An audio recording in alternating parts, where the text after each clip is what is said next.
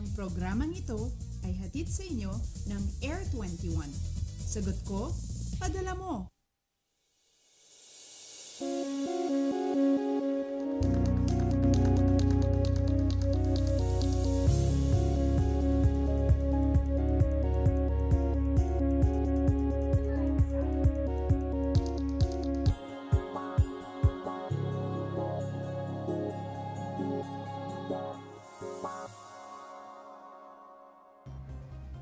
Diyos marahay na aga Luzon, maupay na aga Visayas, at maradyaw na buntag Mindanao. Kamusta ang naging weekend break ninyo? Naku, I'm sure sinulit nyo ang family time o kaya ang barkada gimmick, ano? Ngayon, maghanda na dahil back to school and back to work Monday na muli. Inaantok pa ba? Gising na at muling maging excited sa pagharap ng panibagong linggo. At para sa inyong paghahanda, samahan nyo kaming alamin ang latest update kaugnay sa lagay ng panahon. Live mula sa Pag-asa Weather and Flood Forecasting Center, ito ang Panahon TV na mula Lunes hanggang Linggo, unang maghahatid sa inyo ng pinakabagong ulat panahon. Sabay din kaming mapapanood sa via online streaming sa www.ptv.ph.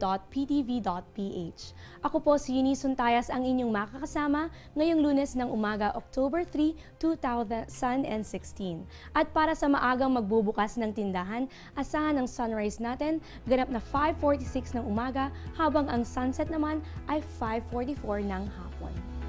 At itong nakaraang linggo, binantayan natin ang ika-9 na bagyong pumasok sa Philippine boundary. Ito ay tinawag na Bagyong Igme. At sa puntong ito, makakasama natin ngayon ang isa sa mga Pag-asa weather forecaster, Mr. Meno Mendoza. Magandang umaga po sa inyo. Ano na po bang balita dito sa Bagyong Igme? Ano po ang magiging epekto nito sa ating magiging lagay ng panahon at kailan ito inaasahang lalabas ng ating boundary? Una sa lahat, magandang umaga din Eunice at magandang umaga sa ating mga kababayan. Para sa ating update tungkol sa Bagyong Sigme, sa kasalukuyan, ito'y nasa layong 690 kilometers hilaga-hilagal silangan ng Basco, Batanes. Ito'y bagyong lumakas at sa kasalukuyan, ito'y may taglay na lakas na hangin, umabot naman sa 175 kilometers per hour malapit sa gitna, at may mga pagbugso naman na umabot sa 215 kilometers per hour. Patuloy itong tumatahak sa direksyong hilagang kanluran sa bilis na 22 kilometro kada oras. At inaasahan nga natin na lalabas ito ng Philippine Area of Responsibility ngayong araw sa pagitan ng alas 11 ng umaga hanggang alas 2 ng hapon. At para naman sa magiging lagay nga ng ating panahon sa araw na to, at patuloy pa rin makakaranas ng mahina hanggang sa katamtamang mga pag-ulan dito sa rehiyon ng Caraga, sa Davao at gayon na rin sa Silangang Kabisayaan. Ito'y bunga pa rin ng trap ng ating bagyo. At sa nalalabing bahagi ng ating bansa kasama ang Kamaynilaan, patuloy pa rin makakaranas ng bahagyang maulap na kalangitan na may pulupulong pag-ulan o pag-idlat, pag-gulog.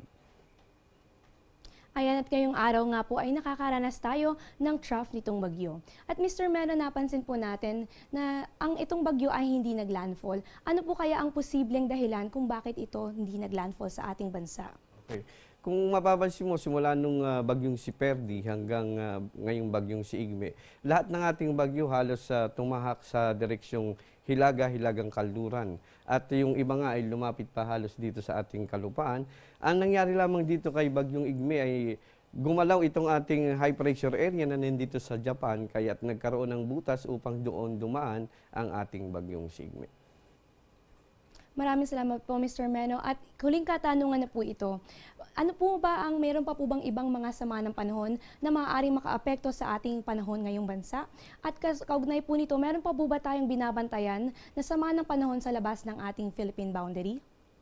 Para sa ating binabantayan, meron tayong isang low pressure area ngayon nasa labas ng ating Philippine Area of Responsibility. Ito'y nasa layong 2,055 kilometers nga silangan ng Luzon.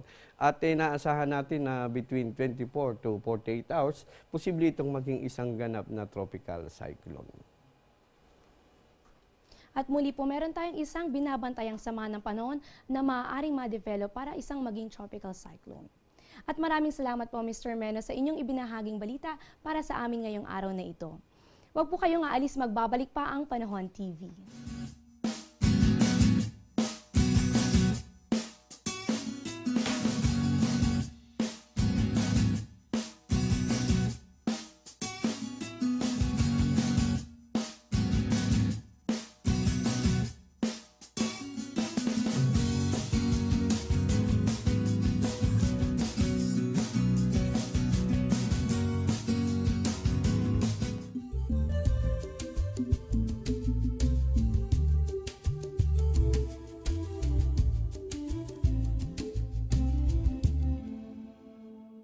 Get timely and reliable Philippine weather information anytime, anywhere through the Panahon TV mobile app, a multifunctional mobile app that brings you weather updates sourced directly from Pag-asa. The app provides a complete 3-day weather forecast at your location. It also allows you to ask or share the weather to the community. It has auto alerts for thunderstorm advisory, rainfall warning, and storm signals over your area. Download for free today, available at Google Play Store and iOS.